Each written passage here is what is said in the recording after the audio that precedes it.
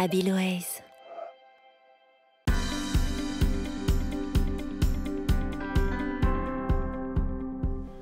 Et si le meilleur moyen de comprendre le design graphique était paradoxalement en fermant les yeux? En effet, après avoir fait le vide quelques instants, nous pouvons les ouvrir de nouveau et porter un regard neuf sur tout ce qui nous entoure. Et partout où se posent vos yeux, ils rencontrent des compositions graphiques réalisées à partir d'images, de couleurs et de typographies. Le design graphique est affaire d'images, et les images sont omniprésentes.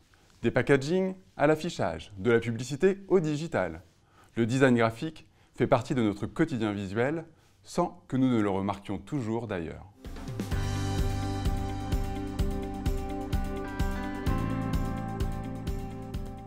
Pour mieux comprendre ce qu'est le design graphique, ou graphisme au sens large, installons-nous dans une machine à remonter le temps, direction moins de 2,5 millions d'années.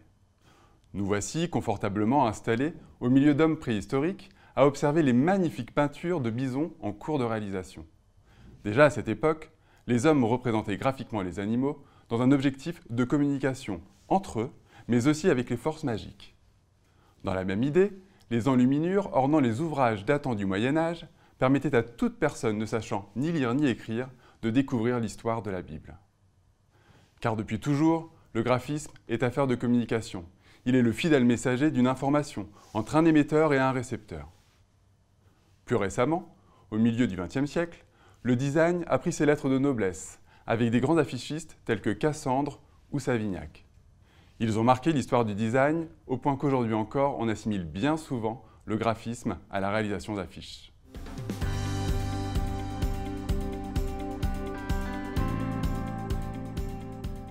Dans l'environnement ultra-communicant qui est le nôtre, où le marketing a transformé notre rapport à la consommation et où les images sont omniprésentes, le design graphique prend toute son importance. Des affiches de Cassandre aux écrans de smartphones, les supports de communication se sont démultipliés. Et avec eux est apparue la tentation de produire des images toujours plus séduisantes. Mais le design est avant tout l'art d'associer la forme au fond. Il s'agit de mettre en image une idée, un message, tout comme une langue étrangère qu'il convient de maîtriser pour éviter tout impair.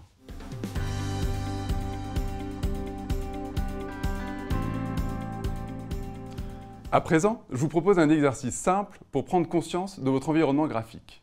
Fermez les yeux 10 secondes en chassant toute image ou forme de votre esprit. Ouvrez-les et avec un œil neuf, observez en détail tous les éléments autour de vous. Des packagings aux couvertures de magazines, appréciez la richesse visuelle des créations graphiques. Vous pouvez déjà commencer à en déchiffrer les messages.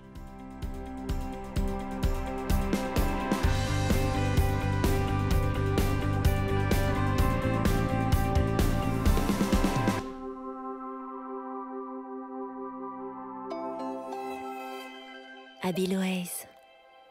Build your singularity.